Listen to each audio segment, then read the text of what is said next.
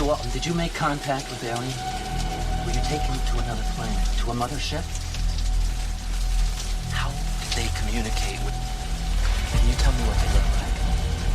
Can you tell me how many of them there were? Were you given food? Injections? It's important the entire world learns of your experience. That's enough!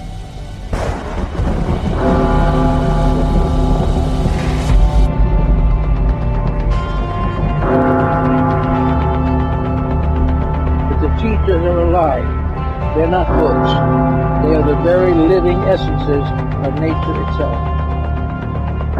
Unbelievably powerful supercomputer that's running our reality, and we don't have a clue as to how to operate it. Say in your mind, say to yourself, I am more than my physical body, because I am more than physical matter. I can perceive that which is greater than the physical world.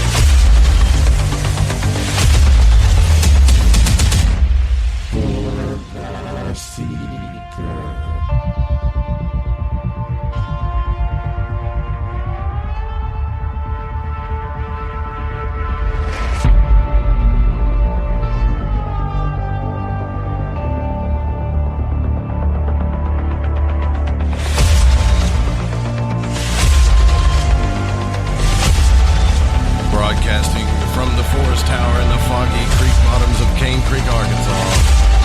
I'm Joe Root, and this is Lighting the Void. You can check out the website at lightingthevoid.com, facebook.com/Lighting the Void. And if you're a Twitter follower, check us out at Lighting the Void on Twitter. If you do sign up for our newsletter, you will get a free astrology book and be signed up for the giveaways that we're currently running right now. Drop in the password in the chat room or call in with the password, and you're going to win the book, The Modern Tarot. That's a pretty rad book, so we're going to give that one away. We're going to kind of behind on the mail, but we're going to get all that stuff mailed out to you, no problem, all right? So it is September 19th, and the night is cool, and the crescent moon is still waning, but it's in Virgo. It's dark out there, so you can see the stars twinkling and all the little UFOs you want to see. Take your phone out and watch it while you listen to the show. It's a pretty awesome night for that. Now, this is a live show broadcasted and replayed on the Fringe.fm and can be heard on lightingthevoid.com, TalkStream Live, TuneIn, Spreaker, iTunes Radio, Radio Guide FM, Radio Garden in Little Rock, Arkansas, and more by proxy via The Fringe FM at www.thefringefm. And you can check out all the show archives for free on any podcasting aggregator or app such as Apple Podcast or iTunes, Google Play, TuneIn, Stitcher, Player FM, and iHeartRadio. Right on. So tonight on Lighting the Void, we'll be speaking with author Joseph Selby. We're going to be discussing the physics of God, talk about bringing spirituality and science together. This is it, baby. This is what we're going to do. In the shack, we got my man Rusty Pate. What's up? Jeff is taking the night off. He's been working really hard. So there you go with that. Now, here's another cool thing you can do that I've never really told you guys this, but you can do this. You can actually listen to the show live on Facebook. If you go to lightingthevoid.com, or not .com, but facebook.com/lightingthevoid, there's a link there that says listen live, which is kind of part of the new system we're using. So we put the player up on there. So, you know, hey, I know you guys like to hang out on Facebook all the time, so it's easy. You just hit the play button and it's playing. Yeah, no check more, us out. No more pop-up windows with advertisements and all that stuff, right? It just play and go, baby. Right on. That's the best way to do it. So yeah, I'm pretty excited about that.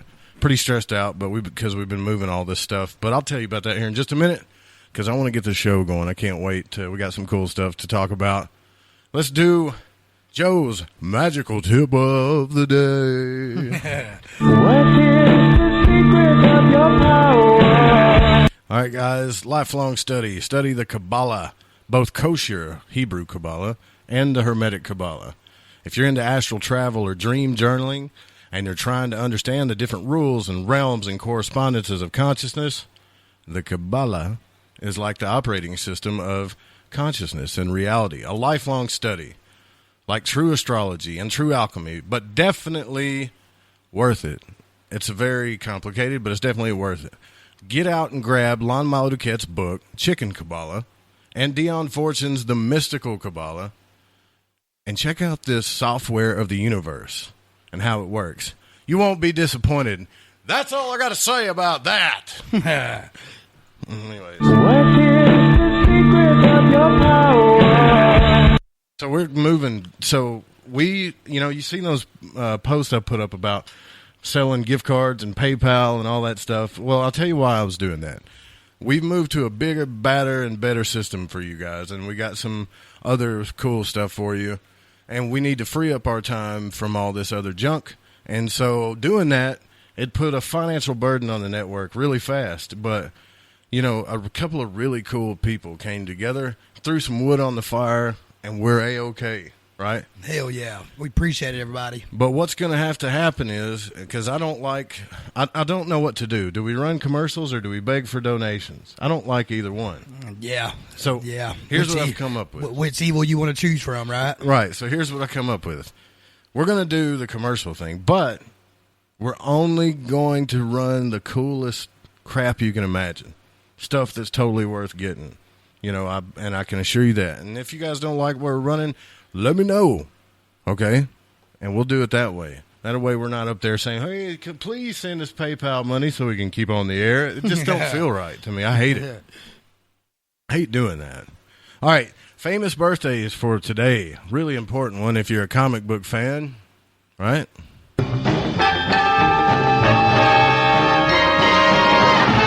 Adam West, the original Batman.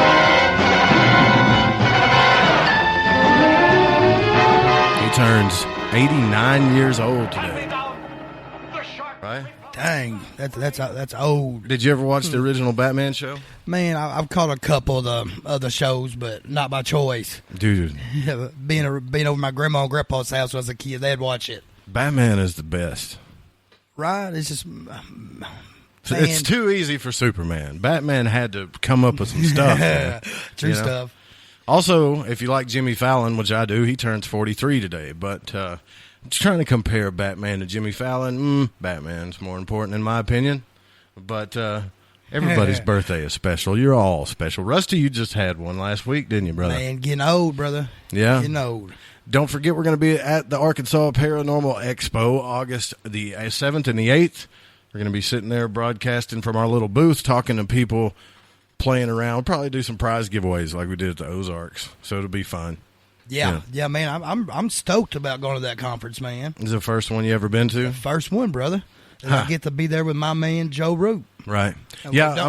we got our own table and all kinds of stuff, right? Right. Yeah. It's gonna be cool. And Ramon's right. I'm pretty sure Adam West did pass away. I thought he did too. It was just recently. Yeah, I think you are right, brother. 89. I forgot to mention that, but it's still. He's in spirit with us, man. Right on. And if you're into chaos magic, you can go talk to him or invoke him anytime you want. If you're into that kind of stuff. I'd rather just watch the old Batman show. Yeah, pow. Yeah, hey, you know that bang. I was watching something on TV and they were talking about superheroes, and they was talking. Oh, leave it to America to make being a billionaire a superhero. No to doubt. Make it being rich, making you a superhero versus some kind of unique talent or gift, right? Adam West was hot. HAWT. Hot. Right on. I saw some kind of movie about it. Had Ben Affleck in it. It's a few years old now, where it had something to do with old Batman, where he was playing man, it's been a few years since I've seen it, but it was like some kind of scandal going on about Adam West or something back in the day. Like maybe I think a waitress, not a waitress, but an actress got killed or something. And that had something to do with Ben Affleck? Not Ben Affleck. He played Adam West, I believe, or I forget how it went. Damn it! Yeah, I don't know. If I wasn't such a missed burnout. That one. But did you say if I wasn't such a burnout? Indeed, I did, brother. Dude, you're not a burnout. I had a mighty fine. Yep. All right. Yep. On this day in history, 1957, on this day, the United States conducted its first underground nuclear test in the desert. I wish you wouldn't have done that, but they did. And in 1995, the New York Times and the Washington Post published the Unabomber's Manifesto. Now, imagine that. Both of those things happening on the same day in history. Unabomber, nuke bomb, right? Pretty trippy. You all right over there? I'm having difficulties. Well, I can still hear you if you can't hear yourself. You having difficulties? Yeah, I'm back. Okay. I saw you wigging out for a second. I'm the headphones wasn't working. I couldn't hear anything. That's okay, Rusty. That's part of the live show. It's all right, man. Hey, but I do want to thank you know who you are for getting us through this transition. And the dadgum PayPal is a nightmare. I literally gave them everything I had. Yeah, he almost had to send an actual vial of his blood for to be able to get it out. So, yeah, I mean, if you guys want to still send donations, that's great, but I'm trying to transition from that so we don't have to do that. Moving on. All right, the Gilson Report. All right, let's try that again. The Gilson Report. Wish you were here, bro. Man, and everybody knows what happened today. More than 100 people were killed as a powerful 7.1 magnitude earthquake struck Mexico today. Today. Yeah. Not Mexico this day in City, history. I think, and no, we're done with the today in history. Wow. A 7.1 magnitude earthquake struck Mexico, causing widespread damage, including collapsed buildings. As of this afternoon, or previously this afternoon, the death toll had risen to at least 120 as officials continue to comb through the rubble. The U.S. Geological Survey said that the quake was centered in Puebla State, about 76 miles southeast of Mexico City. The timber struck on the anniversary of the magnitude 8-point quake in 1985 that killed thousands of people in Mexico. Man, they're in a bad spot right there in Mexico City. There were reports of people trapped in buildings as emergency responders raced to assess damage in cities across the central part of the country. Mexico is still recovering from the magnitude 8.2 quake that struck off the southern coast less than 2 weeks ago, killing at least 90 people. Damn. See, I thought I remembered hearing that one, but I didn't know there was one today. But also, I've been trying to purposely not watch the news, man. Yeah. Well, it's kind of hard to when something like that happens, and now we got hurricanes and earthquakes, and it's we got this end of the world talk coming on September the 23rd. Right. My wife has some family that live off St. Martin, and he was putting stuff on Facebook today about how he had to flee because they're fixing to get their ass kicked by another hurricane. Really? Yeah. Man, it's getting rough out there. It really is, brother. Speaking of which, Christian conspiracy theorists have gathered clues that suggest the end of the world is nigh. Have you guys heard about this? Is this breaking? Not really. But September the 23rd is supposed to be the end of the world. According to some, Bible passages apparently supporting a century-old prediction about the end of the world have intrigued many. But, I mean, really, what's this thing all about, right? So, there's a numerologist that claims a verse in the Bible proves that the world's going to end in, 3 days? Yeah. Yeah, no, 4 days from now. And Luke passage 21, 25 to 26, there's a quote which apparently matches the date of the Great American Solar Eclipse.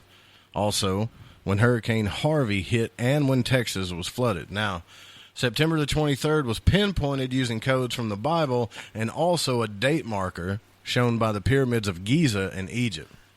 Right. This dude was originally saying it was supposed to happen sometime in October. Really? And just recently, I don't know if it's recently, but he changed it to the 23rd of September. I was reading up on it a while back and saw that. But, of course, NASA came out and said, it's a hoax. This Planet X theory is merely a hoax. Well, that doesn't make you smart by saying that, NASA. I mean, most of the time when we say the world's going to end, it doesn't happen. But, of course, that would be the norm, right? Until it does happen. Yeah. Yeah. So that is right. It's not really saying anything. Yeah. So. Ramon put on here that that the end of the world has become so cliche. It is a cliche. Indeed. Is it Ramon or Raymond? No, it's Ramon. Dude, All right, we've I was got making- to listen. This guy's going to kill me if the I was word just making Raymond sure, comes man, out of this that- radio show one more time. I don't mean to hurt his feelings because he seems like he's a kick-ass guy. I'm going to get a letter with anthrax in it that says Raymond. Breathe in. You know. Well, I knew a guy named Raymond, but he spelled it just like that, except it had a D on the end. No, of it's it. Ramon. Right. So yeah, but he's right. It's definitely a cliche. Right. Right. Now tomorrow night on the program, I forgot to mention our great spiritualist Amalia Eon Karis is going to come back and talk to us about synchronicity. All right, and that's going to be a cool show. You better stick around for that one. Yes. And last show we had with her was a kick-ass show. Man. we got to get a dose of her at least once a month. Yes, sir. Now, it was first mentioned. Well, now, more on this stuff, though. Conspiracies about the mysterious planet named Nibiru suggest it could be headed towards Earth to destroy it on September the 23rd. It was first mentioned in 76. We all know this, but maybe some of you don't, by author Zachariah Stitchin in his book, The 12th Planet.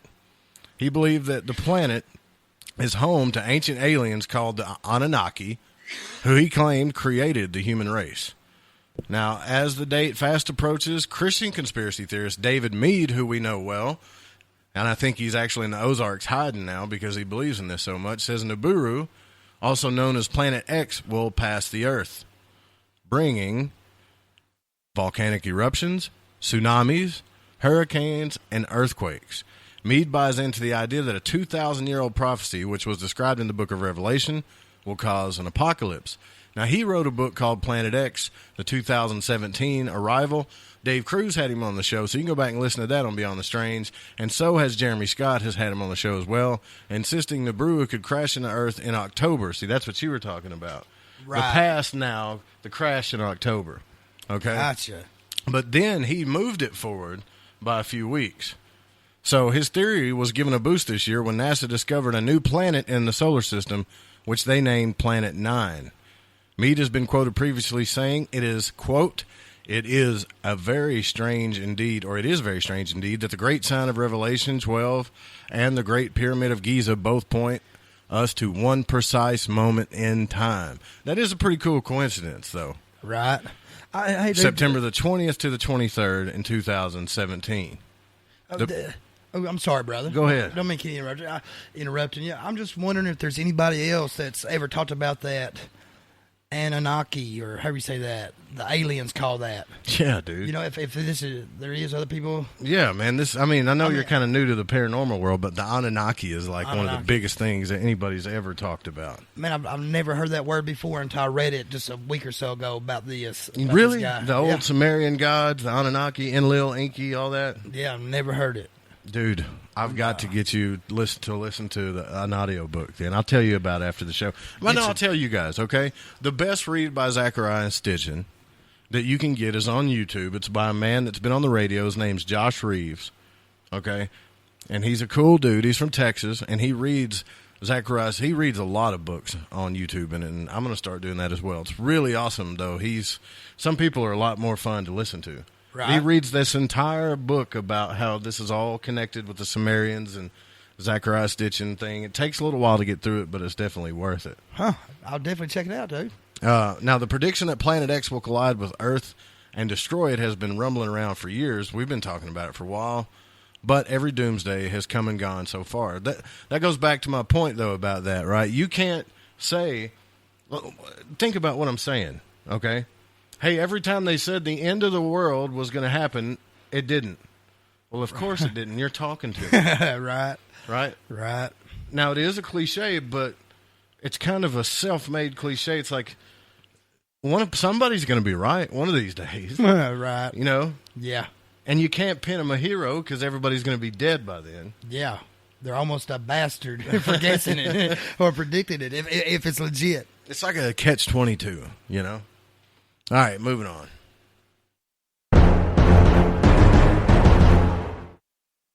There was a man sentenced, and I think it says he was sentenced to death, but I don't think that's true, but we're about to find out, for trying to sell satellite secrets to Russia.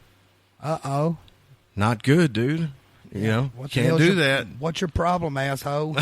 A California engineer who worked for a defense contractor was sentenced Monday yesterday to 5 years in prison. Okay, not death. That was a clickbait. You know how those guys put clickbait titles? You click on it, and the article's not the same. Right.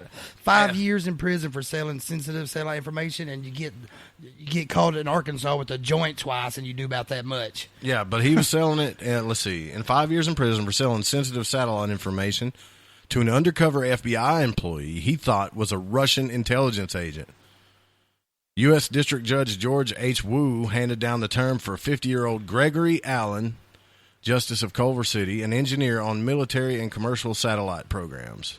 Justice pleaded guilty in May to trying to commit economic espionage and attempting to send restricted information out of the United States in violation of the Arms Export Control Act and international traffic in arms regulations. Wow. Why? I wonder how much they paid that guy. Man, well, I wonder if he's an engineer for like the military or something, a defense. I wonder if he'll go to actual real prison or like the stockade, the military prison. Probably federal. But he understood the information he provided would be sent back to Moscow, and they will review this according to court documents. So he knew that was going to happen. Justice received $3,500 during a series of meetings and sent most of that money and thousands more to an online paramour he never met. The document said, that's weird. The Los Angeles U.S. Attorney Office said that during one of those meetings, Justice and the undercover agent talked about developing a relationship like one in the FX television series, The Americans, which depicted two Soviet secret agents living in the guise of an American couple in the U.S. Did you ever see that? I caught a couple episodes of it, but it was like after it had been out a while, so I didn't really get into it. In a final meeting, Justice offered to take the undercover FBI operative on a tour of the defense contractor's production facility where he could wear special glasses that would allow him to take photographs. Damn. And he thought this dude was Russian the whole time? He said, hey, I want some vodka. Danny Kennedy, acting assistant director in charge of the FBI's Los Angeles field office, said in a statement that unlike a TV series, selling secrets to a foreign government is not entertaining. Well, it kind of is because we're talking about it, but in the wrong hands, it threatens national security and puts American lives at risk. Right. Indeed, it does. Yeah, plus it gives away some of our information, man. Acting United States Attorney Sandra R. Brown said the defendant's actions passed a threat to national security, but in the end, there was really no damage to U.S. security interests. So that's probably why he only got 5 years. Yeah. It's just, doesn't that, I mean, I know 5 years is still a bit, but. It's long. A week's too long for me. Right. Yeah, but 5 years, man, that seems really kind of on the light side compared to what people get put in prison for around our neck of the woods, right? Well, he's an idiot, you know. You can't expect to be given away, like, especially out in the open. Here, come over here, put these special glasses on that take photographs like some MacGyver stuff, you know, and think you're going to get away with it. Yeah. You know, only there's like 2 people alive that sold government secrets and like, you know, what do they call them? Whistleblowers, and they can't come here, but they're being protected by their countries. Right. So this dude thinks he's just going to walk around and show this Russian guy all this stuff and get paid a few candy bars, and he's going to be all right. Right. Man, I wonder what the man. But what I don't believe is when they're telling us that this guy that wasn't, nothing really happened. I don't believe that. Like, it's not a big threat. He didn't give out. That's got to be BS or disinfo. Yeah. Why would he be showing the stuff if it's not that big of a deal? Man, maybe they only let him see a certain amount. He leaked something, though. I think they're covering it up. They don't want us to know that he actually did give them something. Well, you know, one of the biggest cover-ups would be to let Moscow know that, oh man, that shit they don't matter to us really anyway. But really, it could be really crazy sensitive, and they're just like, no big deal. And now you got some people, some 5-star generals that's scratching their head thinking, damn, new plan. Well, the government doesn't want us to know how easy it is to get into their stuff. So surely they would say, well, you know what? He did screw up because it's public record, but he really didn't, you know, he didn't find anything. Don't worry. Yeah. But I really don't think that's the truth, man. Right. Something about this doesn't sound right. I bet he did give them some info, because if they told us, man, he leaked out some really top secret stuff, yeah, there would be an uproar about this. Remember one of the last guys that leaked a bunch of information like that he got arrested and put in prison for it, and I believe he made the military pay for a sentence change. What the hell? I think I remember you that. I mean, that was just a few years back. I do remember that. He made the military pay for sex change. While he was in prison. It is an expensive operation. Right on. But how in the hell can you be a traitor to the country and still get access to our medical benefits, right? When you got veterans out here dying by the bushel loads. Well, there's a fine line at the things that we do need to know. That is a controversial subject. Very controversial. It always has been, because people want transparency, but they also want protection. And I'm not down on the sex change. Can you have that both? To each their own. I don't think so, brother. Can you have transparency and national security? I'd say hell no. Really? Yeah, that is tough. You can't let the world know where every one of your bases are and all your agenda, and then have a trick up your sleeve when it comes time to some kind of war or actual strategy to trade agreements. You know what I mean? Yeah. Craig in the chat room says they probably baited him, and they did bait him with that guy. I was thinking that same thing, Craig. Then took a settlement rather than being detained by the 9/11 Act. Yeah, you definitely don't want to get put in that category. Be treated as a terrorist. Yeah, you're done. Then. Right. It was Ramon put on here. It was Bradley Manning. You're right. That is the guy I was thinking of. Well, that is interesting stuff. I don't know if you guys, if the September 23rd thing is real, then this might be the last time we ever get to talk to each other tonight and tomorrow night. So yeah, I sure as hell hope not. Praise the Lord and pass the ammunition. Right on. I don't know what that would do, going out and buying a bunch of ammo. That's not really going to help you. No, make your spot blow up a little bigger. Yeah. What's his name? I'd like to get that guy on the show. Man, I can't think of the guy's name. Yeah. He's got the real deep voice, and he does Caravan to Midnight. John B. Wells, right? He thinks everybody should have 4,000 rounds of ammo in their house. Everybody. Right. In case the world comes to an end. Yeah. Well, what do you need 4,000 bullets for if everything's coming to an end? Right. I don't know. Machine gun nuts. All right. So we're going to get on with this thing. We've had our little discussion. When we come back, is science and spirituality actually coming together? We think it is. And we will be discussing the physics of God with author Joseph Selby. Hell yeah. Looking forward to it. Stick around. Don't go anywhere.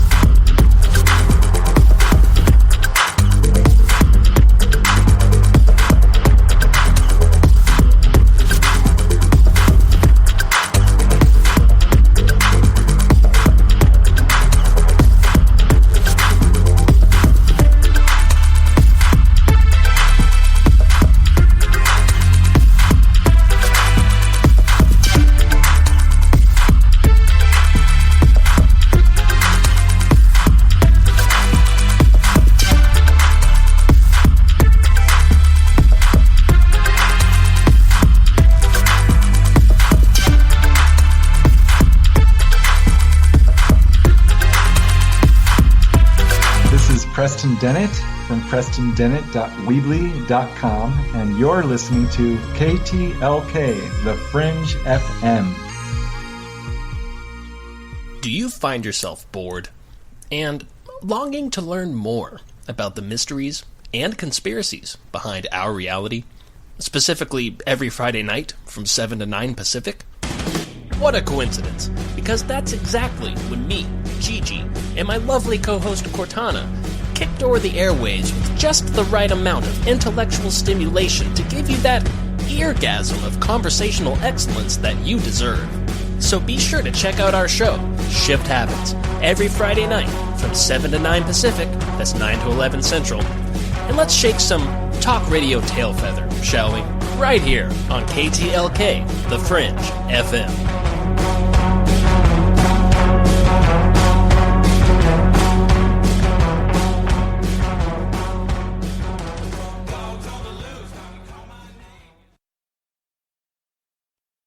Cortana from Shift Happens, telling you to pour a glass and park your ass, because you're listening to KTLK, The Fringe FM. Shithead. Have you ever wondered what it's like to see a UFO and have missing time, to have face-to-face contact, be taken on board a UFO? My name is Preston Dennett. In my new book, Inside UFOs, True Accounts of Contact with Extraterrestrials, will tell you what it's like.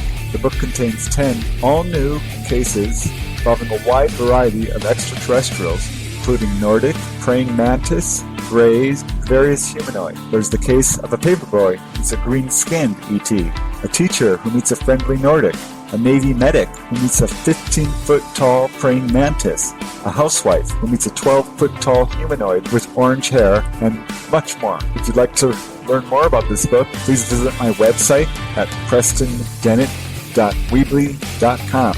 All I can tell you is that the aliens have arrived and they're not going away.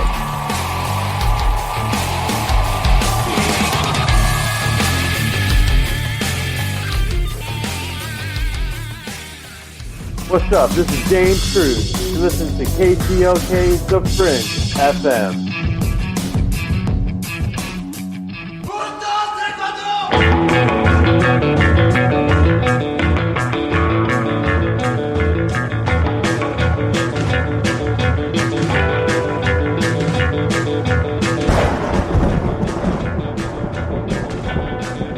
A little bit different style music there for you, some surf music. That is Chocolate Billy by The Surf. Pretty cool band. All right. So let's get into this conversation we're going to be talking about here with author Joseph Selby. Now, Lighting the Void welcomes author Joseph Selby. Joseph makes the complex and obscure simple and clear. A dedicated meditator for over 40 years, he has taught yoga and meditation throughout the U.S. and Europe. He has also been an avid follower of the unfolding new paradigm of science with groaning bookshelves to show for it, and he is known for creating bridges of understanding between the modern evidence-based discoveries of science and the ancient experience-based discoveries of the mystics. All right, now his latest book, The Physics of God, with a foreword by the internationally known quantum physicist Dr. Amit Goswami, is a concise and easy-to-understand description of the emerging new unity, science, and religion. Selby maintains several blogs, including Intersections, which explores how spirituality connects with culture and science. He also authored The Yugas, a factual look at India's tradition of a cyclical history, and the sci-fi fantasy series The Protectors Diaries, inspired by the abilities of mystics. Selby is a founding member of Nanda, a meditation-based community and spiritual movement inspired by Paramahansa Yogananda. Oh, that's really cool. He lives with his wife at Ananda Village near Nevada City, California, and you can check out his website at www.physicsandgod.com. That is all on the website. And Mr. Selby, it's an honor to have you this evening. How are you doing? I'm doing great. Pleasure to be on the show. Awesome, man. That's a really cool title. It just, The Physics of God, and that's what the show's all about, and that's what we like to talk about. So what actually inspired you to write this book? Well, in my own life, when I was growing up, I was very science-oriented. My father was very science-oriented, and I was pretty much raised as an atheist. And my father's, one time he said, I would like to believe in God. I would like to believe that there's a beneficent ruler of the universe who's, on my side, but I don't see any evidence for it. So this is what I grew up with. And as I went on my own journey into college and growing up, I had some transcendent experiences. My personal experiences were through psilocybin and acid and other hallucinogenic drugs. And they really woke me up to the fact that there is a reality that science doesn't acknowledge. And as I went deeper into that personally, what I discovered was meditation, the path of going into stillness to experience peace and joy and great creativity. And I came to understand more and more that this inner experience is really God. That's how you experience God. That's how the saints and sages, the mystics of the world, describe their knowledge of God. And so once I was, fully convinced in my own heart and mind that God existed, then I looked back at science and I said, well, there can only be one reality. There can't be a reality that the scientists have discovered and a reality that the mystics have discovered. There can only be one. They're just looking at it differently.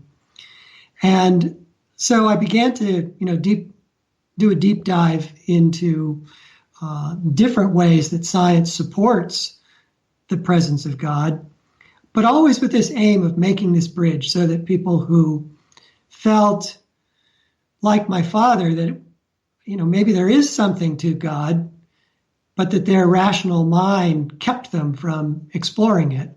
Those are the people I would really like to touch with this book so that they don't feel like they have to choose between science and religion. They don't have to see it as an inherent conflict between the two, but that there's a seamless unity between the two if you can sort of translate the language of science, the theories of science, into the experiences, the doctrines, the concepts of religion, particularly mysticism. Right. Yeah, and it's kind of crazy that science will call how they're studying dimensions and wave theory and particle theory, string theory, different dimensions, and they call that stuff, but they'll call it all kinds of things, but they won't call it spirit. They just refuse to do that. But some of us that you've been meditating way longer than me, so I know that you probably know with 40 years of meditation, that these other realms exist. And it's like science is trying to explain it. And even Lon-Mile Duquette and a lot of other guests we've had on, they say, well, science is trying to prove what the ancient sages and mystics of old time have always been saying. Do you think that we're close, or we're getting closer? I think it's already there. I think the problem is how religion is defined. A lot of the kind of debunkers in science who are really scientific materialists. You're probably familiar with that phrase. They're scientists who have been convinced by what they understand about reality that the only thing there can be is matter and energy. There just isn't anything else. And so they often try to debunk religion because they're deeply, sincerely convinced that it's a fraud. Mm-hmm. But they try to debunk it with very simplistic and erroneous arguments. Let me give you an example. I was watching a program the other day with Neil deGrasse Tyson. He's a great guy, great scientist. Yeah. I really enjoy watching him. He's obviously extremely smart. Yeah. But he was asked in a audience Q&A whether he believed in God. And he said, well, here's the way I look at it. If God existed, he would have created a perfect universe. There would be no disease, there would be no conflict, there would be no strife. But we do have disease, we do have conflict, we do have strife. So therefore, God can't exist. It sounds really good. It sounds like, wow, he's really thought about that. But it's a completely circular argument. Yeah. And it's not an argument that originates from any religious tenets. This notion that God wanted to create a perfect universe, you don't find that in any religion. It's not core to the beliefs of any of the major religions or any of the mystic paths. Certainly. And so he used it, it's a straw man argument. You set it up and it sounds like a real argument and then you knock it down really easily. Right. I'm always amused by the fact that for someone who is convinced that God doesn't exist, he's awfully sure he knows what God would be like if God did exist. Yeah. Well, you can't have all these other experiences without polarity to begin with. Perfection is only going to give you a certain amount of experiences. I mean, how can you experience going from dark to light, or hunger to being full, or poor to being rich, or the journey, if you have everything is just blissful and perfect all the time? I mean, it almost sounds kind of boring if you ask me. And if I was God, I probably wouldn't create a universe like that. I don't think I would. Well, if you create a perfect universe, it's like you're creating computers. Yeah, you know everything. Not that he wouldn't know what's going to happen anyway, but everything's a certainty unless it glitches. What the mystics say is that he created a school.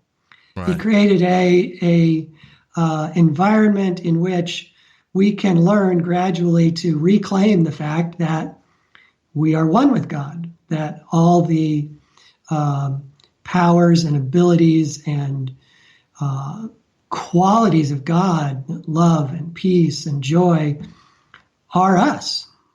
But we've forgotten them. We've become preoccupied with our physical bodies, which are pretty cool, but they become a problem for us in terms of kind of losing contact with our inherent spiritual nature when they become more important to us than anything else. Mm. And so we just have to learn. We have to learn to be living, creative, loving, powerful lives that are completely in that divine flow. Right. Now, I don't want to give your book away, but I do want to talk about a few things now. In your book, do you actually compare some things of physics and science to what's going on? Like maybe give us a few examples of that.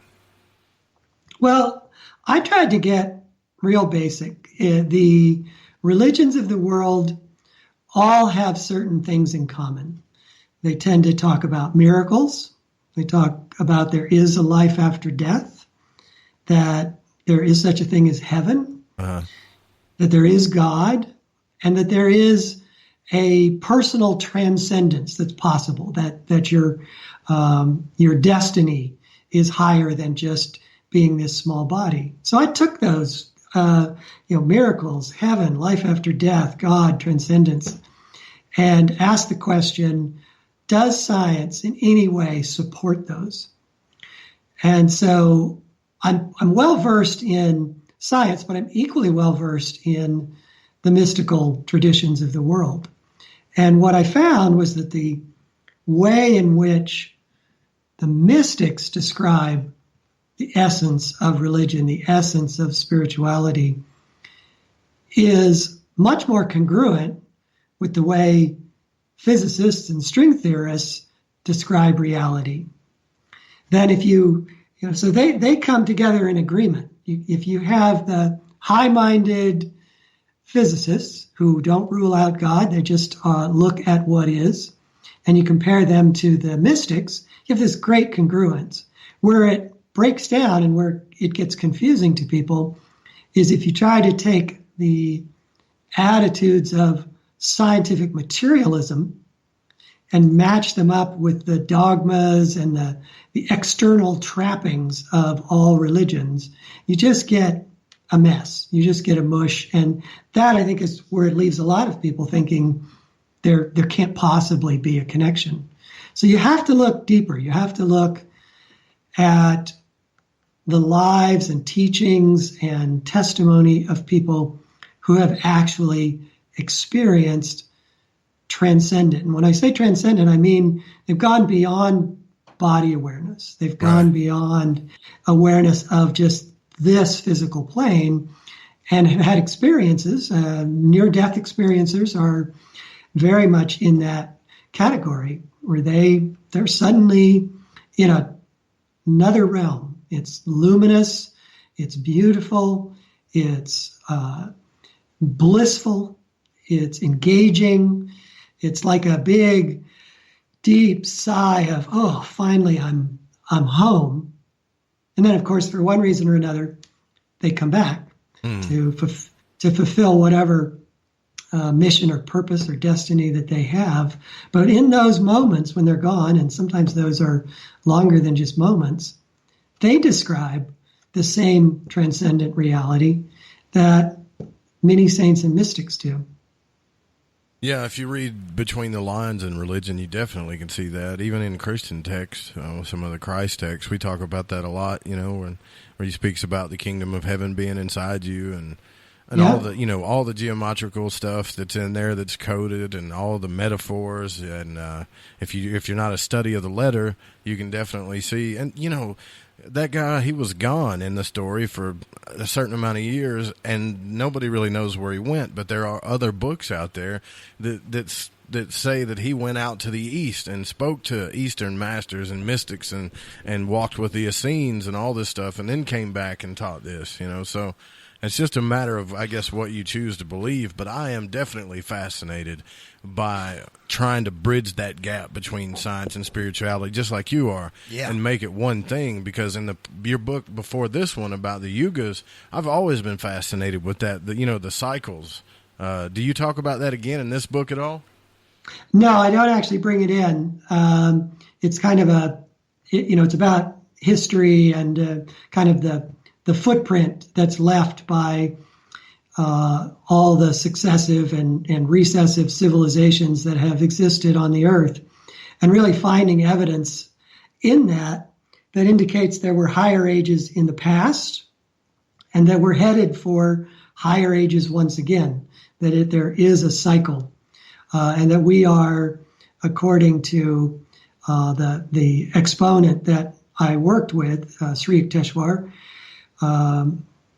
the present time is kind of low in the cycle. We've got a long way to go up into higher consciousness. And that as hard as it is to perhaps see sometimes, things are actually getting better in the sense, according to the Yugas, in the sense that consciousness is very, very slowly expanding. Awareness is becoming greater. And we can see there's one very interesting correlation that I always like to share with people, that according to the Yugas, there are different ages that we go through. So there's a high age that corresponds to the Greek theory of the Golden Age, and then the Silver Age, the Bronze Age, and the Iron Age. Well, the Yugas, as Sri Yukteswar presents them, correlate really well with that Greek lore.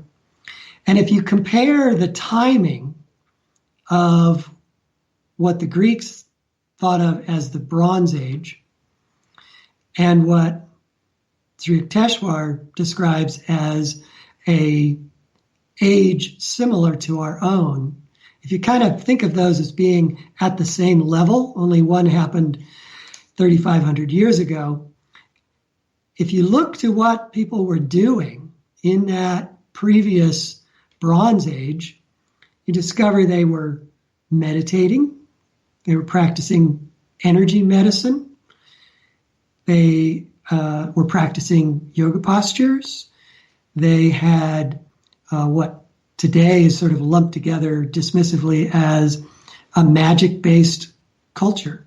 Right. They understood how to be aware of and how to manipulate life force. Right. So that's so cool. Yeah. So now you look at the same level we are now, which is in our 20th century and now 21st century. What are we starting to be interested in? We're starting to be interested in meditation, energy medicine, and what we call magic, in a sense, is technology. But our technology is based in manipulating energy sort of indirectly, where in the past they could do it with their minds, but someday we'll do it. So you can see that pattern, you can see that footprint of this cycle in what people believed and how they lived, especially. Now, physics is a pretty big subject in itself. Do you talk about time in your book? Because I know time is an illusion. Obviously, we set up a system of days and hours and all that stuff, and say the sun's rising and all that stuff. But that's not really what's happening. But the one thing about time that I have, the biggest thing that bothers me, and I know it bothers other people, is it seems like as we get older, time really speeds up. And when I was a kid, it seemed like things took forever. Yeah, couldn't wait for tomorrow. I heard that, you practice meditation for over 40 years, so I've heard that in meditation, you could actually go back to that childhood time. Is that true? To kind of slow it down? Yeah, I think it makes you more present, for sure. And not only in your meditation, but as a result of meditating, you're a little bit more centered in the moment. I think that's why time seems to go faster as we get older, is that we're either thinking ahead or we're thinking behind, but we're not thinking about the moment. Where kids, they don't think ahead or behind. They're just 100% engaged in whatever that is. Building a sandcastle, playing a game, whatever they're doing, they're totally absorbed in. And that really does make a huge difference to that sense of time slowing down. And you can regain that as an adult. There's no question. Oh, that would be great. That would be lovely. I guess I need to learn a little bit more about that. See, I'm so fascinated with out-of-the-body experience and astral travel and occult studies that I forget that just basic meditation is probably the most important thing I should be doing, Go ahead. Well, you're getting in touch with your subtle body. Mm-hmm. You're getting in touch with this interpenetrating body that exists. And this is one of the areas that I go into in my book, is how science supports the notion of a subtle body that has been talked about in esoteric teachings among mystics for millennia. It's called the astral body or the etheric body or the spirit body. But the basic idea is that there's two of you. There's this physical body that you are familiar with, through which you sense and through which you perceive with your senses. And then there's something else, and we all know it. There is this something else, like falling in love. Mm-hmm. Where does that feeling come from?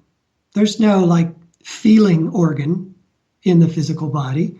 Yet everybody undeniably would say, oh, yes, I felt that. I felt that love. I felt that joy. I felt that experience. And you feel things in that subtle body. So how I get to the subtle body in my book through the pathway of science is through string theory, and particularly M theory. And M theory tells us that there is a huge two-dimensional realm that dwarfs the size of our three-dimensional universe. And this two-dimensional realm they refer to as the bulk. I like to call it just the energy verse, because I think the energy verse is more descriptive than the bulk for what it is. And in that energy verse, it is nothing but energy. There is no space, there is no matter, and there is no time. And that's cool. Your interpenetrating subtle body, subtle energy body, is seated in that infinite energy verse. And it is the template, it is the hologram that holographically projects your physical body. If you lose your energy body, you're in big trouble. The physical body just basically disappears. It's constantly, continuously being created by that subtle body. And this sounds like what a mystic would be telling you, right? It sounds like very subtle teachings. Yeah. But this is what the conclusion that they've reached in M theory, that the physical universe is a continuously projected holographic illusion. Right. Now, I say illusion not in the sense that it isn't there, It's very much there. We're in it. If you run and hit yourself against a wall, it hurts, right? It's there. But it isn't what it seems. That's what makes it an illusion. It's a light show illusion. It's this, the reality of matter is that there is no matter. It's all energy in perpetual cyclic motions that create this kind of appearance of solidity, but it's empty. You know the old chestnut that atoms are 99.999% space.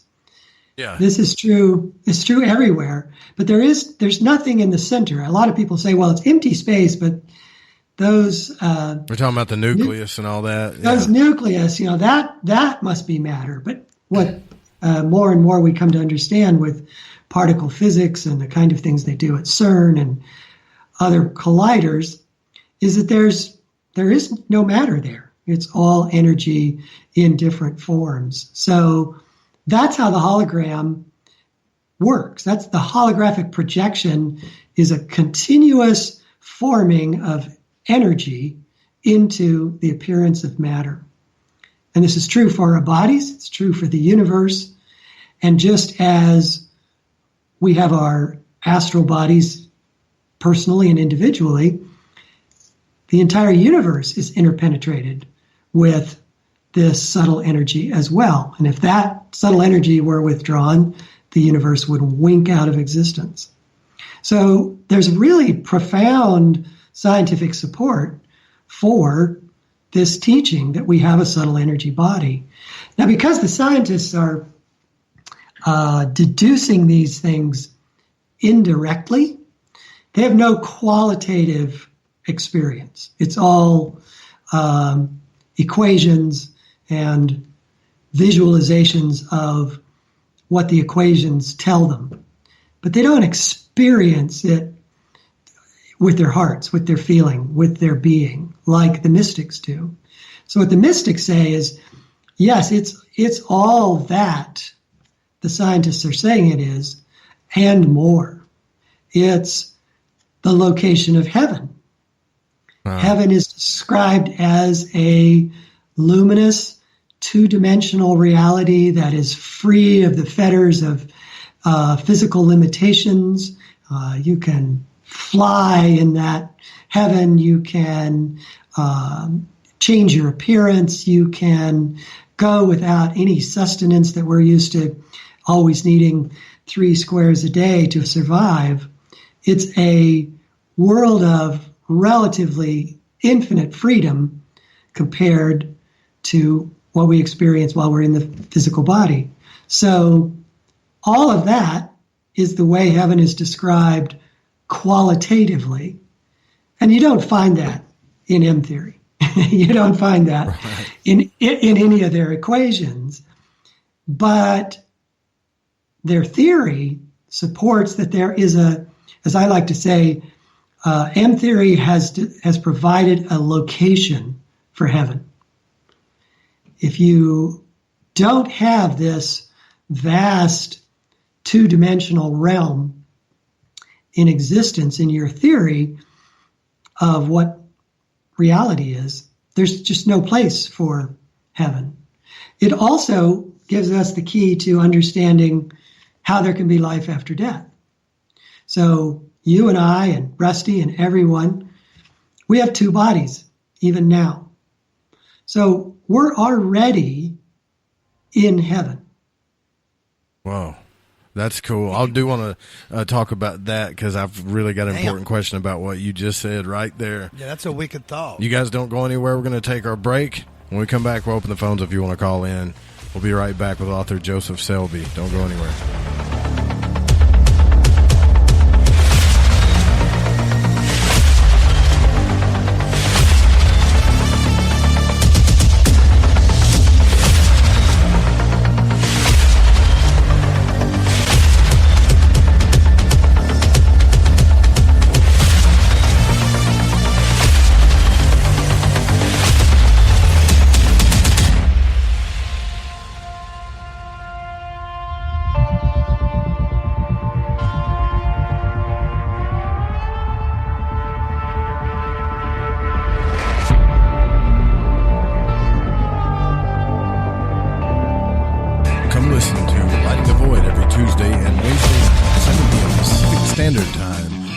p.m. Central, where we talk about everything paranormal, UFOs, aliens, anything that's on the topic and finding out the truth, even silly stuff. There's no telling what we'll do.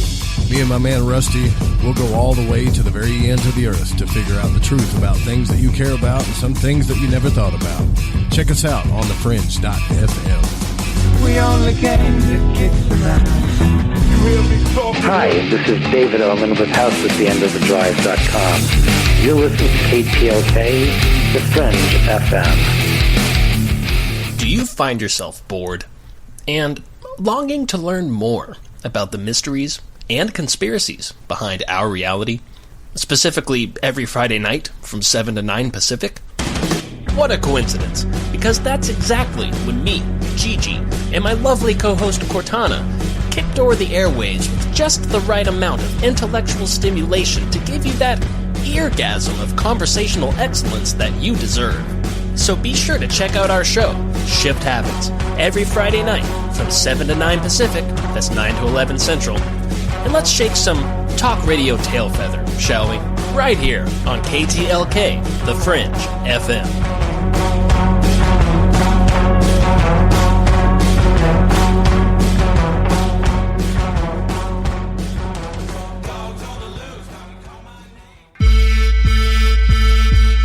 We are still getting strange on Sundays. Hey everyone, it's me, Dave Cruz, host of Beyond the Strange Radio, letting you know we're on live Sunday nights right here on the Fringe FM. The Strange Sunday saga continues live at 5 p.m. Pacific, 8 p.m. Eastern. Listen on thefringe.fm or at beyondthestrange.com. Again, that's Sunday nights, 5 p.m. Pacific. See you there. Come own the night with us. Hi there, this is Dave Scott, host of Spaced Out Radio. Every Monday through Friday, right here on KTLK, The Fringe FM, I'm going to lead you down a path of mystery, intrigue, and suspense. So whether you've seen a UFO, had a run-in with Bigfoot or Dogman, or had ghosts running around your house, this is the place to be. Spaced Out Radio, right here on KTLK. Paranormal. Somewhere between abnormal and paranormal. The U.S. military holds the ability to time travel. Jeremy Scott asks the questions that we're all dying to know. Wow, that's a remarkable question. Watch your step. Hide under your blankets. The show that is going to make you think. Prepare yourself for what you're about to hear. This transmission is coming to you. You're riding into the paranormal. Live Saturday nights at 6 Pacific, 9 Eastern on KTLK, The Fringe FM. This is Corbin and you're listening to KTLK, The Fringe FM. Hey Fringe FM listeners, did you know that when you're on the road with limited data or no Wi-Fi available, you can still listen to every minute of the Fringe FM by calling 701-719-3971. No smartphone app or internet needed. Saves your data plan and no extra cost if you have unlimited minutes. Call 701-719-3971. That's 701-719-3971. Listen to the Fringe FM on any phone, anytime, anywhere. To call the show, pick up the phone and dial 501-777-5631. That's 501-777-5631.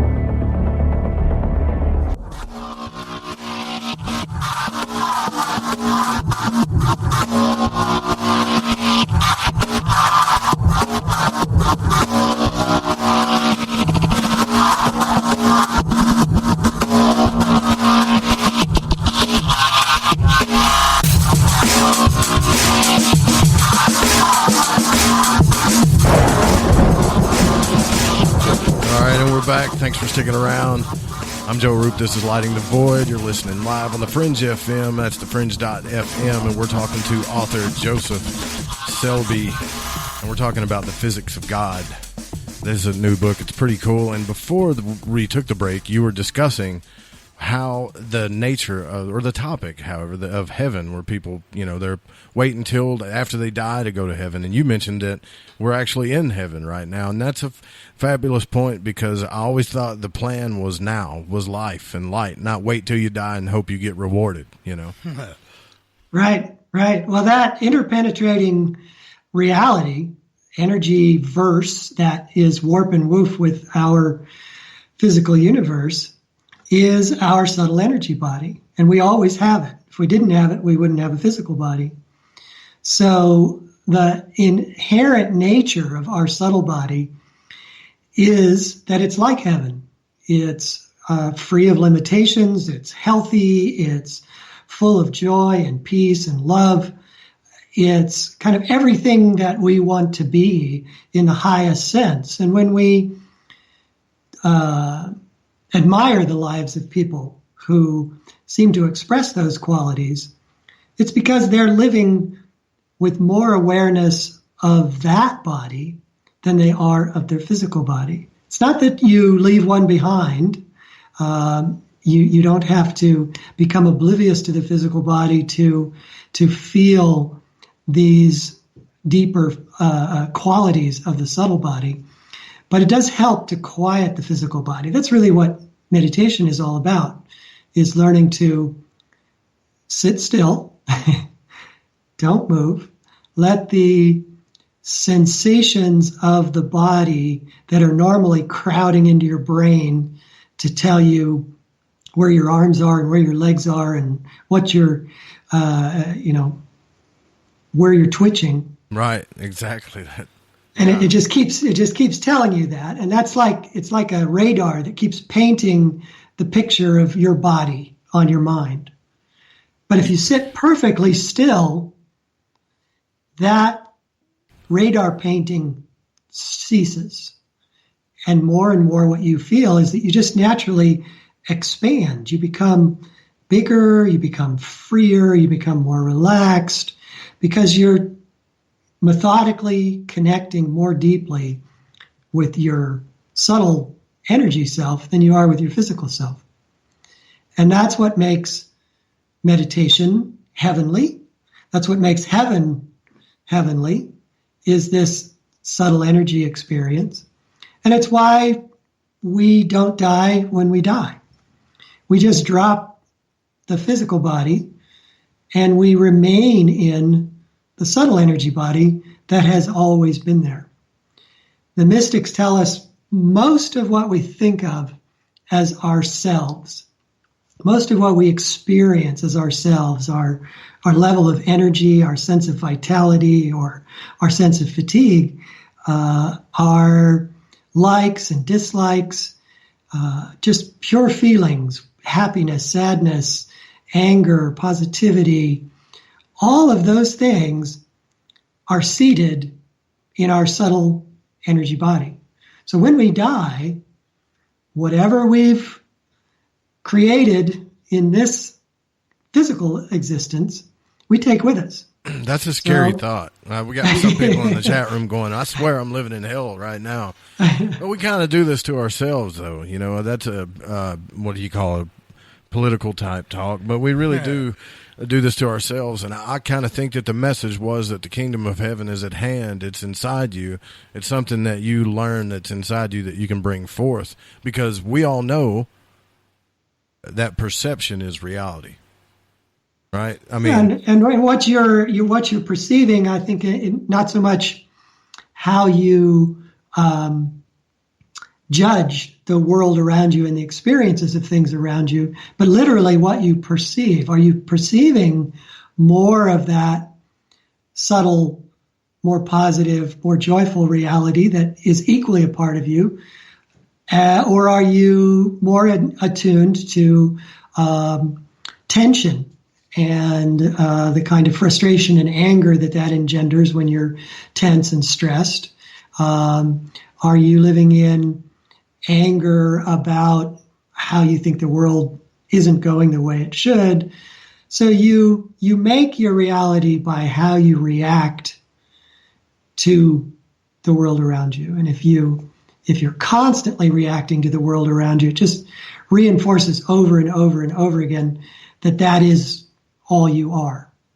But that's why, again, I'll come back to meditation again and again as kind of a still point in a person's life. If you can come back and get quiet, you can realize those feelings that I don't like don't have to be me.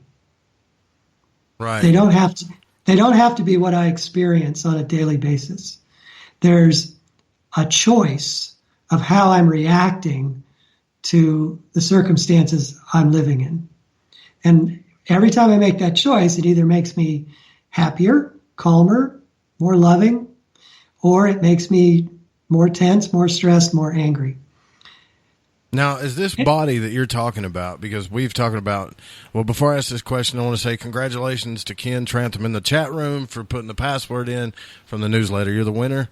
So send me your information to contact@lightingthevoid.com, and we're going to email you that book and another little prize package. Way to go. And so there you go with that. Now, I usually do the little clap thing, but I really want to get to this question. The body that you're talking about, we've talked to Joseph Daniel, when he talked about Daskalos and the teachings of Daskalos, he talks about the etheric double and these different body systems. I've listened to Robert Monroe, and I was going to actually write an article about this, but Robert Monroe talk about the second state or the second body. I've listened to other people call it, Gnostics call it the lunar body or the solar body. Is this the same thing that you're talking about? I mean, David Griffin talks about alchemy and the energetic body. It seems like everybody's calling them different things, but to me, the parallels of the story make it more true because of the witness accounts, Yeah, and I think the principle, I would say, is the same.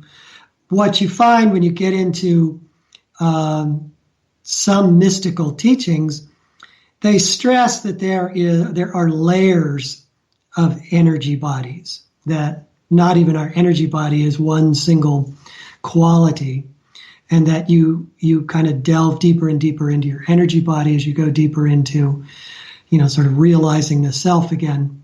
And so you can get confused by this, because you do have a tradition that calls one that, there's 7 kinds of subtle bodies. But I think if you step back from it all, as you were, rattling off different names, and I was rattling off names before of how these are called, they're really the same reality that has been perceived in a particular time, a particular culture, with a particular language, and then it's described by that mystic.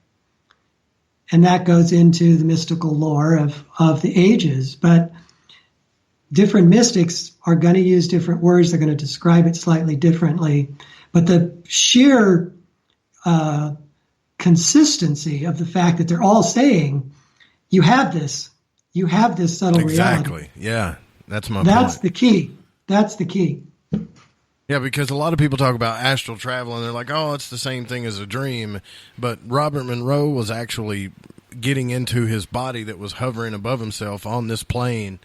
And, it's like, I don't think everybody's having the same experiences, because people are at different levels of consciousness. I mean, some people are seeing ETs and alien beings and hooded figures and things like that, while the rest of us are just trying to meditate. As you was discussing earlier, I read a little bit of Crowley's stuff when he was trying to teach you meditation. Sit perfectly still. Don't even scratch your nose. And it's a different type. I forget the name of the meditation, but it's a different type of meditation. And you will see just how crazy your mind and body is going at all times. If you try to just sit still, don't move, and don't think about anything, everything is going nuts. And you don't think it really is, but it is. I'm certain there are people that can really meditate like that. But I have spent hours upon hours trying to meditate, sit still. I really have, especially in my early 20s and all that. I had a friend, this girl that I was going to college with, that was talking about. She was telling me all about meditation, all that, blah blah blah. And you tried it? I could never, and I did it for. Nothing ever happened. I didn't feel any different. I couldn't ever just stop thinking about stuff. I'd sit there for an hour and a half, and I would do this time after time after time, and nothing. I felt nothing from it. Why do you think that is, Joseph? Like, they've got guys in the East that can meditate. They were known for not even eating and meditating at weeks at a time, and us in the West, we can't sit still for 5 minutes. You know, is there a well, we difference in certainly culture? don't have a culture, or we didn't have a culture. It's actually changing. But we don't, in the main, have a culture that supports the notion of sitting in the silence and meditating. We don't have that experience of, your uncle meditating, or people that going off and living in monasteries for a year in their life and then coming back to their regular life. So we're not surrounded by it like they are in the East. But it's like anything. It's like sports. It's like any kind of martial art. There's going to be one that you like, that works for you, but they're all going to take discipline and focus. And sometimes we have a hard time finding that right one. And it looks like, maybe we conclude that this just isn't for me at all.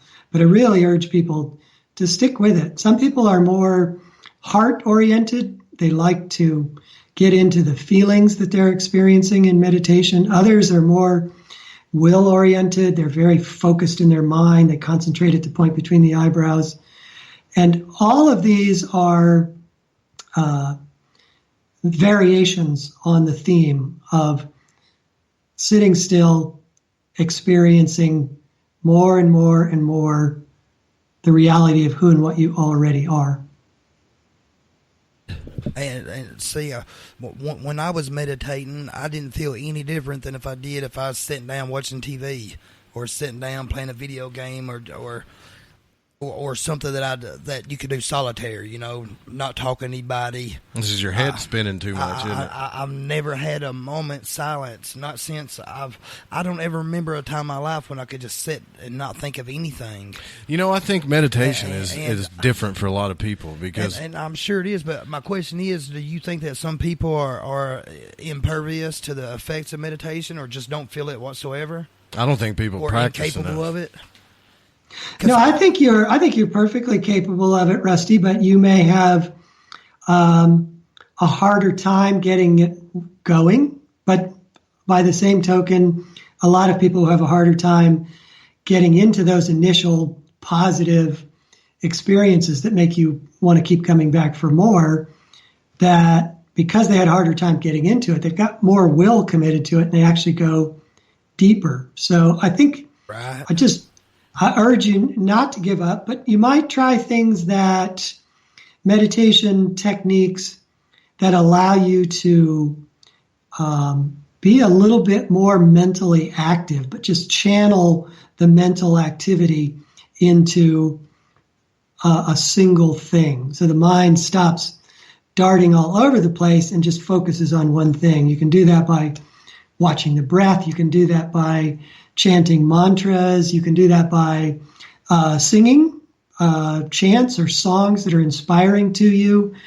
Try to get, in a sense, just try to get caught up in it. The closest I think. Well, I'm sorry, brother. I didn't mean to cut you off. No, go ahead. But the closest thing that I could ever say to me having to me actually meditating for it to seem like somebody else's experience is if I'm driving down the road, or not driving, but actually a passenger. I work with my family, and a bunch of times we travel to go pick stuff up and drop, medical supplies off or pick it up, and we'll drive 2 or 3 hours away, and it'll be me and my older brother in the work van. Like looking out the window like you did when you was a kid or something? Yeah, I'll look out the window, or I'll just not really look at anything, specific, and just start thinking of things, So you can do it then. And then I'll see myself, like I just saw Kat say something in the chat room where she could go all over the world in 5 minutes. And I see myself doing that. I have this one thing that I do pretty often when I'm riding down the road, and that's imagining hitting the jackpot lotto and what all I'm going to spend it on and stuff like that, and all the places I'm going to go and stuff, that stuff. I think that's the closest I've ever got to what I hear other people say their experience is meditating. Well, you hit one of the keys, which is that you got caught up in one thing.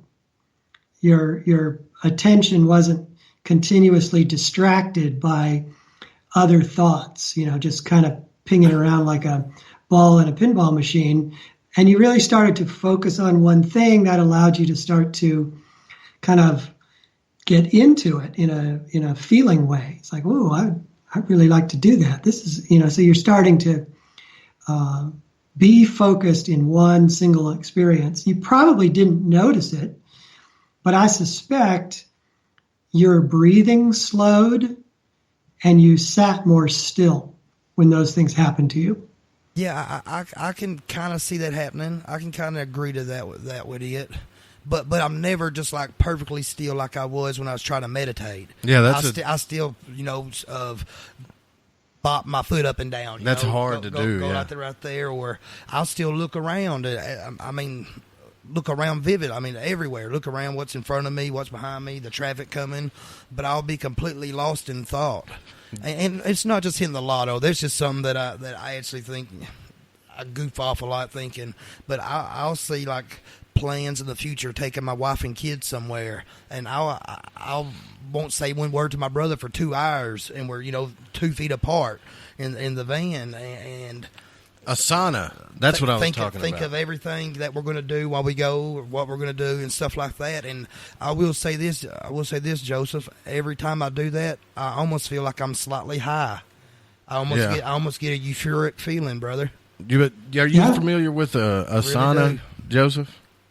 The yoga postures? Yeah, that's one I was trying to do because what Rusty's talking about is like, you can't sit still, you can't focus on one thing, asana, what Crowley was trying to get people to do was sit still in a posture, don't move or anything, and just and focus on one thing. And what it did for me anyways, was it made me aware of just how racked out my body and brain was all the time, Huh.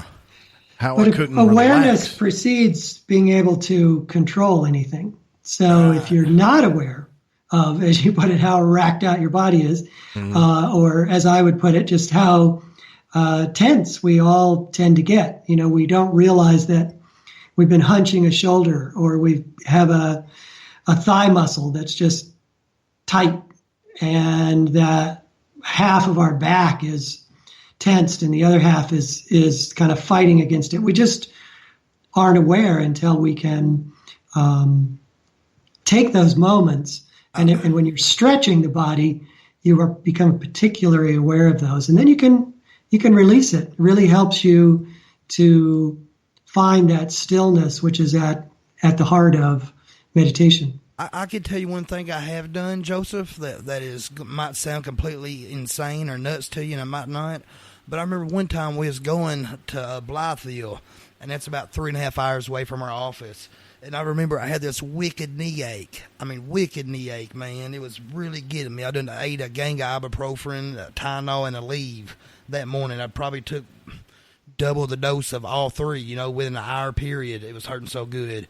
And I remember I was about halfway to there, and I remember just getting lost in thought and thinking, man, mind over matter. My knee don't really hurt. Trying to outdo the pain. And for some reason, I actually went inside my body and my mind. This is no joke, Joseph Roop. There's no joke. Where it's like I became, like on that movie Inner Space. Have you ever seen that? Yeah.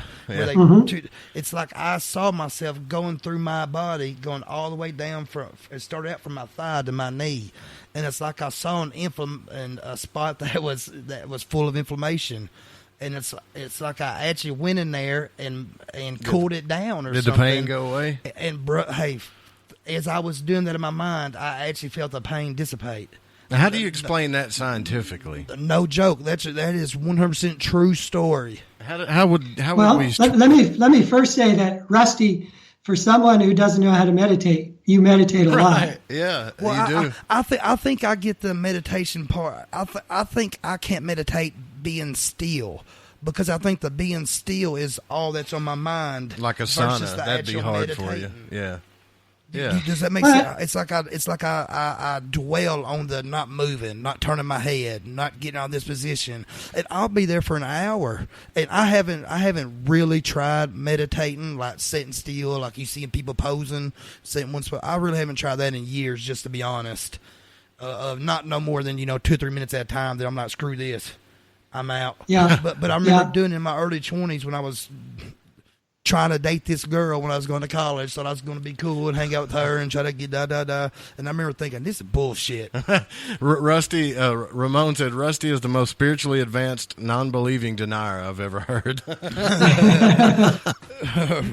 right on. Yeah. But science can't explain these type of things. But as we're talking about this, we're amateurs in meditation, right? And, you've been meditating for 40 years. Now, I've had Andrew Vidich on the program where he was been under some big-time Eastern masters and says that eventually they start seeing they start learning to see light and move into it and things like that. Have you ever experienced that? I think I've hovered around the edges of that, to be honest. I think what I experience mostly when my meditation is particularly still and I'm particularly inwardly absorbed is I just feel joy. I feel bliss. I feel this energy flowing up my spine in a wonderful feeling. It's like my whole body is singing with that joy, singing with that energy. So that's the prime way that I feel it. Occasionally I have felt like I was entering a subtle light, but more often I maybe hear sounds. One of the techniques that is commonly taught in India is to listen for essentially the vibration of the universe. They call it Om. Right. And you do the Om technique to deliberately try to hear it. And as you listen to it, kind of like Rusty's saying, where he gets caught up in some thought or going deep into his own body, you just get absorbed in that cosmic sound, and it's expansive. So I don't want to put myself forward as a master or even a highly accomplished meditator, but I can say, in all honesty, that I've had enough experiences that are wonderful that I don't have any doubt about how good it is. I meditate. I'd rather meditate than do a lot of other things because the reward is just so great. And Joseph, I think part of it is I believe I would have thought that it was purely my mind making myself not hurt if I wouldn't have took the ibuprofens and stuff. It seems like there's always something to kind of discount. Well, I think you hit on something there. Another piece in my book that I go into at great length is the clinical studies of multiple personality sufferers. You've probably all heard these stories about people who have 5 personalities or 10 or sometimes 100 different personalities that come and go over time, and they don't have any control over when a new personality comes or when a personality goes. And these personalities are very distinct one from the other often. There are cases where one personality knows foreign languages that that's fascinating. Other personalities don't know. Right. But what's less known is that not only do people have psychological and mental traits that are different among the personalities, they have physiological differences. Some multiple personalities, a personality in that multiple personality sufferer, will have moles or scars that other personalities don't have. Huh. Some personalities have different eye characteristics. There was one poor woman, and they are sufferers. This is not a enviable state for anybody to be in. It's usually brought about by some really horrific trauma in their lives, emotional trauma or physical abuse. But this one lady carried 10 different pairs of glasses in her purse because of her many personalities she had. 10 of them wore different prescriptions in order to see. Whoa. That is just mind-numbing. Are you saying crazy. that, wait a minute, are you saying that when she was in a different personality, she had to take a different medication? Like, is that what you're saying? Well, I was saying that she had to wear different pairs of eyeglasses. Because her eyes were, because her personality made her see a different strengths. One that is crazy. One MP sufferer out of about a dozen different personalities. One of them had different colored iris. Wow, I've got to look into that. That is so fascinating. So the question, though, is, it is fascinating. Not envious, though. I feel sorry for him. You're right, but that's, yeah. And it's been well studied. There have been people with scientific instruments right there with the sufferers while they move from one personality to another, and they observe scars and moles appear and disappear. They observe allergic reactions that the previous personality had just disappear instantaneously. One young boy had suppurating poison oak blisters on his forearm, and when that personality went out, they went away. So how does this happen? That was really what fascinated me. It's a deep corroboration that whatever deep conviction you hold about yourself is manifesting in your physical body. Oh, that's a scary thought, Rusty. What? Now, Think repeat. about all the convictions that he said, whatever deep conviction you have about yourself. In other words, what you believe about yourself that you're convicted of is your reality. It manifests physically in this reality. It can manifest mentally, emotionally, physically. Wow. So if you're convinced that you are always going to have asthma, it'll be very hard for any cure to get rid of asthma. But if you can become convinced that you don't have asthma, you can open yourself to being cured of it. But these are powerful thoughts. I don't mean to belittle how significant it is to be able to change those thoughts. But the fundamental principle is there, that with your mind, you can change your body. So I would say, Rusty, that your experience was genuine. And I've had situations where, particularly doing yoga postures, I'll be lying there and I'll have some discomfort. And if I just let my mind dwell on that discomfort, don't try to move, don't try to do anything in particular, but just be aware of it, that those things will relax or disappear. Right on. That's so wild. Another time, Joseph, I woke up in the middle of the night with a toothache. I went to sleep feeling fine and woke up after being asleep 4 or 5 hours, and my whole face was swollen. And I woke up with the hurting bad, and I went. This is one time that I don't have any doubt that it wasn't anything but me praying.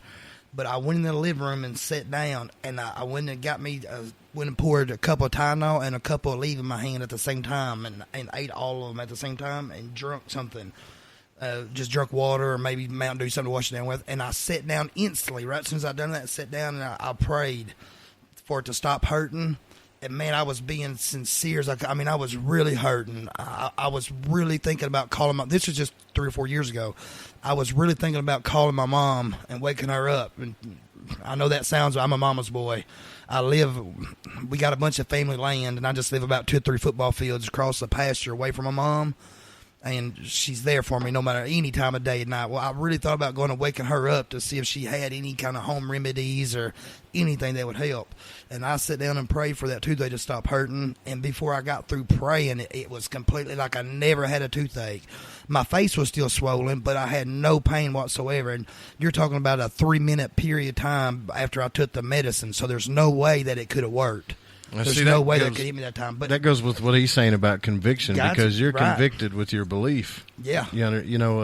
As far as your prayers and stuff. I've seen miracles, so I know. I know. That's something, Joseph, that we talk about a lot too. That science and spirituality, there's a big gap there. There's a void there, and the placebo effect is what science calls it, right? But we call it manifestation or the law of attraction. There's a lot of different words for it, but in that realm or that concept, there is something truly magical. And the more people I talk to on the show now that I'm hearing from you, and other people have heard what you're talking about, but I haven't, that these things were physically changing on their body. I mean, if that's not placebo though. They don't know what that is anyway. Too fast for placebo. Placebo changes are usually slower, but not always. It may be that the results weren't measured for a week, but the actual change took place previously. The reason why the mystics, the saints and sages, can work miracles is because they have an experiential knowledge of how to use their mind to alter not only their own body, but the world around them. So I can dig that. You're right. So we're constantly, although we don't think of it this way, we are walking, talking miracles.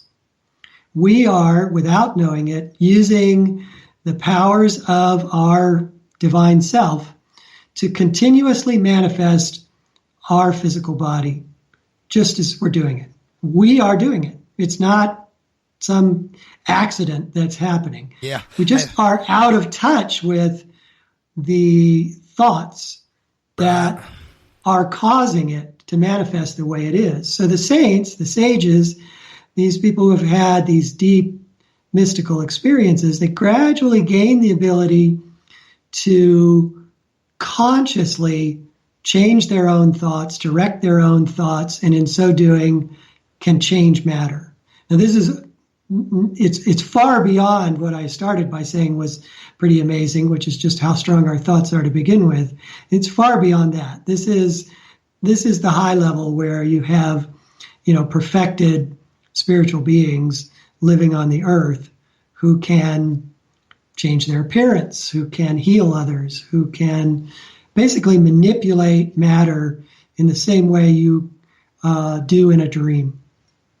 Do you think that these masters, how come we don't ever see them in the public eye? I wonder if they don't come out because they're aware of the superconscious and how it affects them. It's almost like they're hermits, or we don't know them, or you have to really find a real mystery school to find them and work your way through it, because I've only talked to maybe a few people, including like Daniel Joseph and a couple other people that searched their whole lives to find these people. And it seems like, well, do I search for these people, or do I just try to figure this out myself? Because they say that they don't want to live in a circus. They don't want to be making people think that the real purpose of spiritual teachings is to be able to do these kind of miraculous things. Yeah.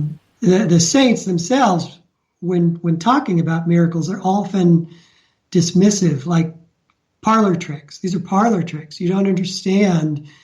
I'm only showing you these so that you'll wake up and realize how incredible you are and what kind of potential you have.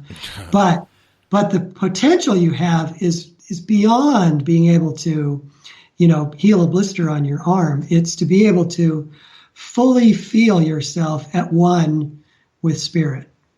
And in that feeling, you have all things. You have all joy, all bliss, all love, all peace. You need nothing. So the saints are out there, the people who could work these miracles in the right circumstances where they're sort of given a nudge from within to do it. Most of the time, they don't. Most of the time, the miracle that they're manifesting is that they're perfectly tranquil, they're perfectly joyful, They're perfectly energized. And when you're around them, you're like, you get a side effect of just being near somebody who's in that high of a state, and you start to feel that blessing. You start to feel that change within yourself. Isn't it crazy? Like, do you find that the more you study this stuff, the more you realize that we don't know much about all of this? We walk around thinking we know a lot about reality, consciousness, and dimensions, and the ego and the id, and all this stuff. But when you have a true, what we call paranormal experience or a mystical experience, every time that's happened to me, it has shattered any belief structures that I previously had, no matter how wise they seem. Does that happen to you too? Oh yeah. I mean, I think everyone has a set of thoughts that are all interconnected, and if pressed, they can describe to you what they think reality is. But it's all in the mind. And it's not to say that what they're describing might not in fact be true, but they're not directly experiencing it. So it's only through these.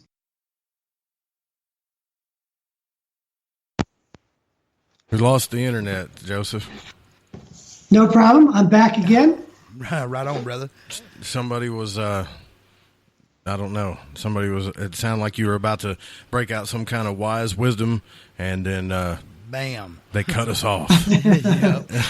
But I'm recording the rest of this just in case whatever gets missed for the replay as well. So, you know, I've asked somebody before, somebody that studies paranormal and all things mystic, and I asked them, well, how come if there's all these people who can really believe something and make it happen like that, how come they don't tell you about it or teach it? How come it's not really out there for you to view on YouTube or somewhere like that, where it's really legit? And I got a response that was saying that if they don't believe you can do it by people telling you about it, then there's no need for them to show you. And I thought that was such a silly answer at the time. I really remember just thinking, wow, that makes me believe even more. But well, I think that's the essence. That's the essence of the old saying in the Bible about don't cast pearls before swine. That's the inner meaning of that. Is don't try to convince people with high truths who just aren't interested in high truths. Right. So there's definitely a there is magnetism. We are drawn to people who we're supposed to be drawn to. We do find books that we're supposed to read. We have conversations with people that perhaps we never had before and didn't realize that there was some important thing to learn from that person. And that's our life journey, our own magnetism, our own consciousness just kind of magnetically pulls us to the experiences that we're ready for, we're able to incorporate and learn from. Right. Yeah. I can see that. Man, I'm sorry, guys, on the network, if you're just now hearing us. I think the government came in and said Joseph Selby, he's speaking too much truth, so they cut us off. He's gonna break the mode. Yeah.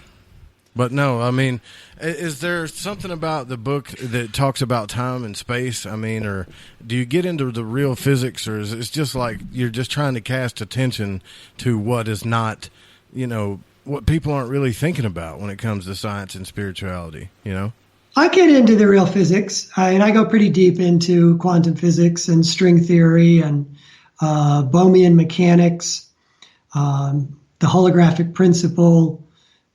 There's a lot that I go into. I tried to always keep it so that you didn't have to understand math. You didn't have to understand any other discipline of science. I just used layman terms to describe everything. But I do want to leave people with the impression that there is a major body of scientific discovery that supports a spiritual perspective on life. People like Heisenberg and Einstein and more modern day proponents like Fritjof Capra and Gary Zukov and Amit Goswami, they see God in those equations. They don't see a purely material universe. And a lot of there was this one group of scientists, one of them won a Nobel Prize. The others had won many of the prestigious awards in science. And collectively, it's the Wheeler-Wigner-Van Neumann interpretation of physics. They basically say, from the perspective of mathematics and experimentation, it's clear to us that consciousness is the foundation of all reality. That matter arises from consciousness, not the other way around.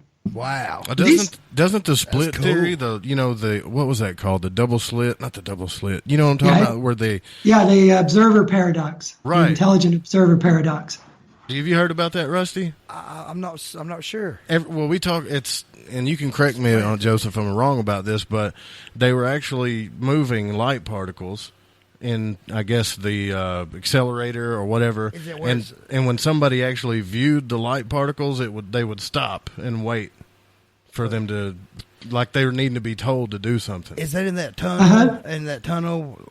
I think so. Yeah, I think that's where they did it. Where they're doing that experiment where they're trying to crash particles into each other. Right. I think is that where they did that experiment? I don't know the semantics of it all, but I know that they did it because there's a lot of people that talk about it.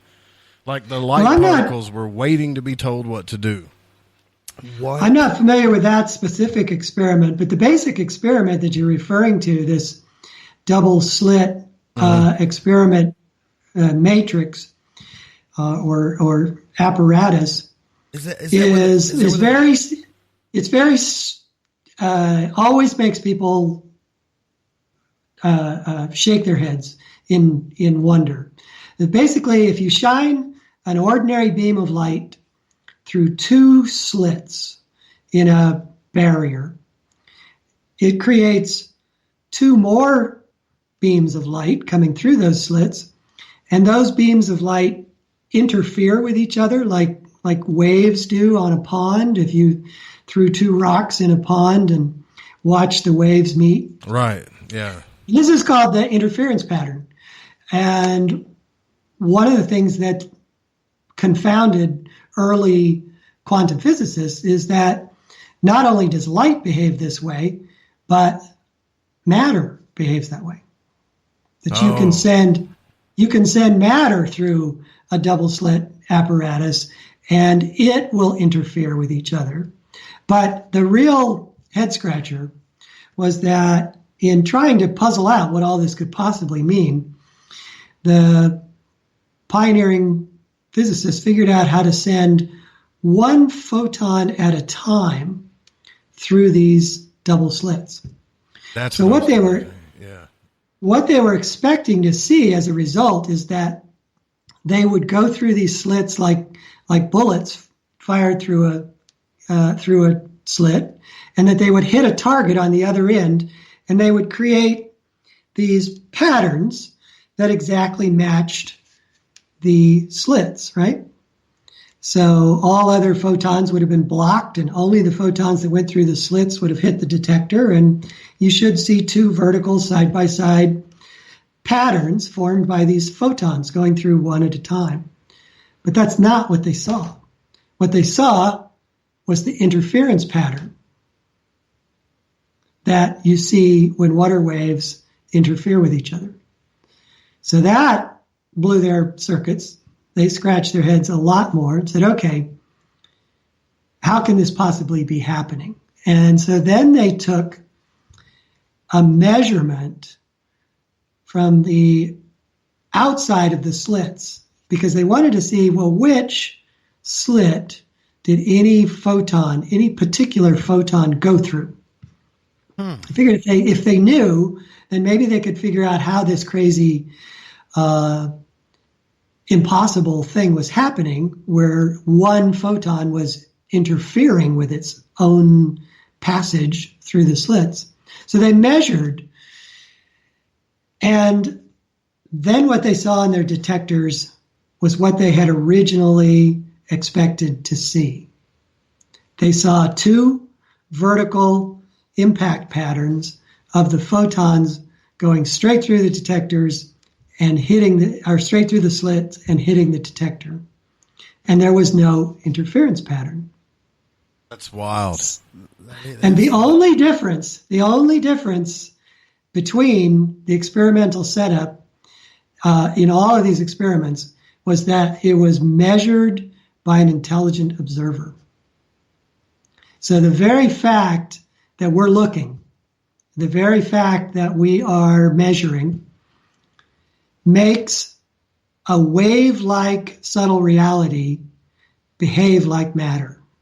That's exactly, you're explaining exactly what I watched a YouTube video on it, and every time I try to explain this experiment, I stumble over it, and you just explain the entire thing to the T. Yeah, that's not what I... But that's both things that we were talking about. It was actually one big experiment. Huh. Yeah, and it's continued on. The double slit experiment has been done in numerous variations, and one of them has to do with time. And I can't describe easily the actual apparatus they had and the steps they took. But what they found is if they entangled 2 particles by splitting them, essentially, the easiest way they do this is they take one high energy photon and they send it through essentially a prism, and that prism splits that one high energy photon into 2 lower energy photons, and then they proceed away from each other in completely opposite directions, but they're entangled. So if you observe one, you will always know that the properties of the other are exactly opposite.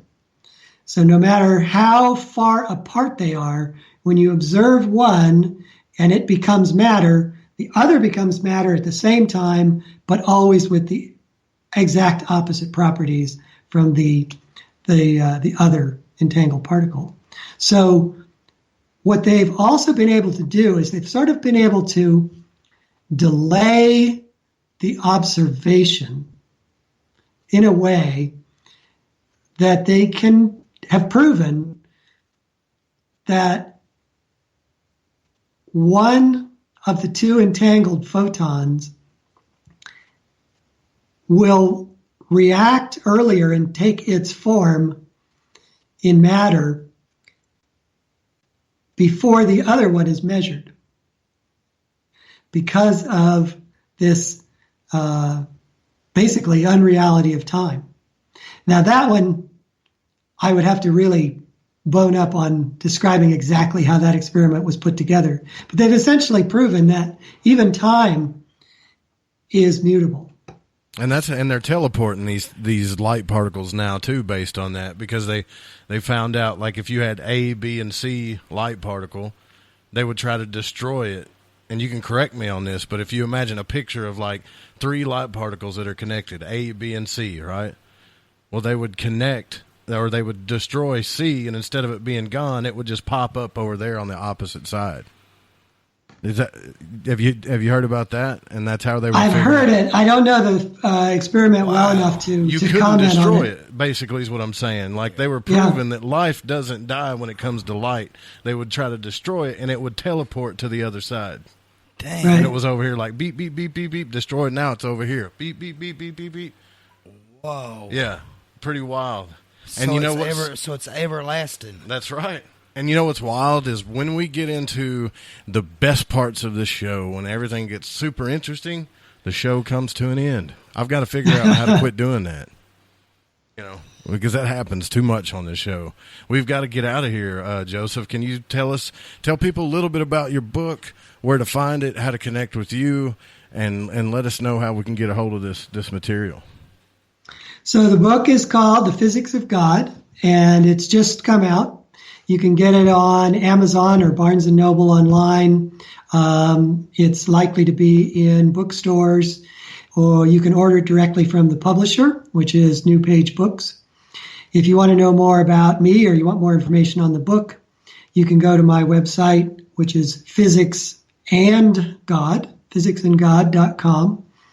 And you can find out about the book, but you can also read some of my blog posts, which are just starting to build up. The site's fairly new, but it'll give you all the information that you might be interested in. Wow, thanks. Hey, thanks for coming out. I hope to have you back. I hope you keep writing this stuff, man, so we can keep bringing you back on the show. Yeah, man, I'm definitely going to check out your book, dude. Well, bring me back anytime. It was a pleasure talking with you guys. Yeah, pleasure's ours, brother. You too. Yeah, it was definitely a pleasure. All right, guys, that's it. We got to get out of here. Coming up next is Spaced Out Radio. If you're hearing this on the replay, then that's not going to make sense to you. But we got to get out of here. We'll see you guys tomorrow night with Amalia Eon Karis. Hell yeah. Make sure you check that out. We'll see you guys tomorrow night. Good night, everybody. Thanks, Joseph. Thank you, and good night.